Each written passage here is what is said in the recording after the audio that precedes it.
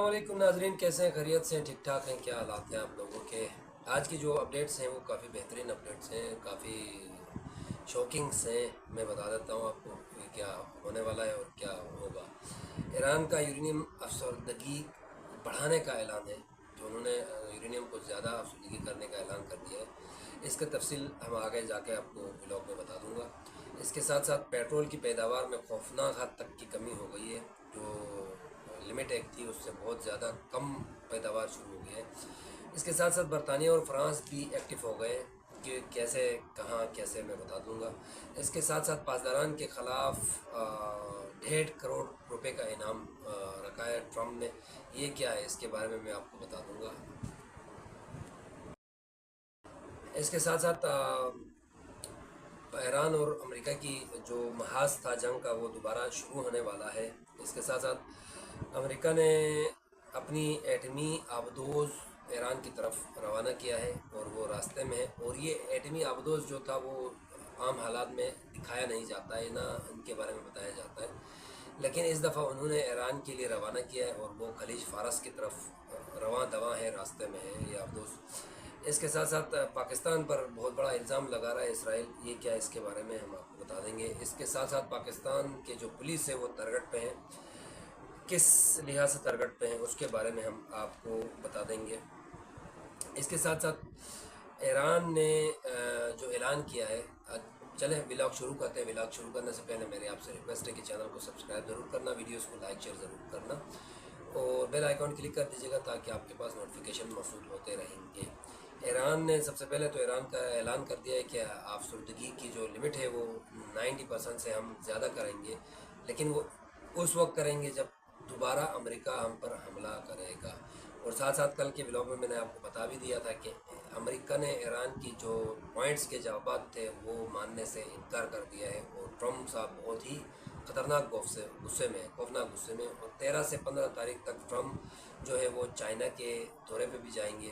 अब होना पॉसिबिलिटी ये है कि वो ट्रम्प चाइना के दौरे पे निकलेगा और पीछे उसने बोल के जाएगा कि सरप्राइज़ देना, ईरान पर हमला कर देना। और इसके साथ साथ आज की ताज़ा तरीन अपडेट ये भी है कि ईरान और अमेरिका ने मशक़ें शुरू की हैं, जंगी मशक़ें दोनों तरफ से शुरू हो गए हैं। तो किसी भी वक्त ये ख़तरनाक ऐलान हो सकता है कि जंग दोबारा शुरू हो। इसके साथ साथ ट्रम्प ने आज एक इम्पॉर्टेंट बहुत ही ज़रूरी ऐलान करने वाला है, तो वो ज़रूरी ऐलान क्या होना है उसका डिटेल आएगा तो मैं आपको इंशाल्लाह आपके सामने रख दूँगा पूरी तफसील के साथ। इसके साथ साथ पाकिस्तान की जो पुलिस है वो टारगेट पे है। आज भी पुलिस पे हमला हुआ है और इसमें 14 अफराद शहीद हुए हैं, 14 एहलकार शहीद हुए हैं और 18 ज़ख्मी हुए हैं। इसके साथ साथ अमेरिका के कौमी सलामती कौंसल का इजलास कंटिन्यू था। उस इजलास में क्या फ़ैसला होना है, इसमें मार्को रूबियो के साथ पूरी टीम ट्रम्प सब मौजूद है। इसमें ट्रम्प क्या ऐलान करेंगे उसके बारे में भी हम आपको डिटेल से बता देंगे डिटेल जब सामने आएगी तो इंशाल्लाह। इसके साथ साथ बरतानिया और फ्रांस ने दूसरे ममालिक को अपने साथ जमा करना शुरू किया है। उनका कहना ये है कि अपने हुर्मस को हम मिलकर जाके खुलवा देंगे। इसके साथ साथ इस जंग का सबसे बड़ा फ़ायदा जो है वो रशिया को हुआ है। रशिया जंग के दौरान रशिया पे वैसे पाबंदियाँ थी, सैंक्शंस थे, तो वो सैंक्शन ट्रम्प ने हटा दिया था। इसके बाद रशिया ने अपना जो एक ऑयल की मकदार थी वो ज़्यादा से ज़्यादा बेचकर इस वक्त सबसे ज़्यादा रशिया कमा रहा है।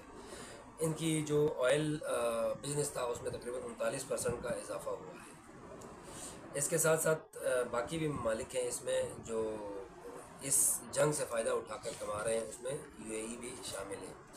और सेंटकॉम का एक खबर ये भी है कि उन्होंने कहा है कि साबिका जो अभी रिसेंटली जो जंग हुई है इसमें यूएई ने बराह रास्त अमरीका का सपोर्ट किया है और ईरान पर हमले भी किए हैं। इसके साथ साथ नेतन्याहू पाकिस्तान पर इल्ज़ाम लगा रहे हैं कि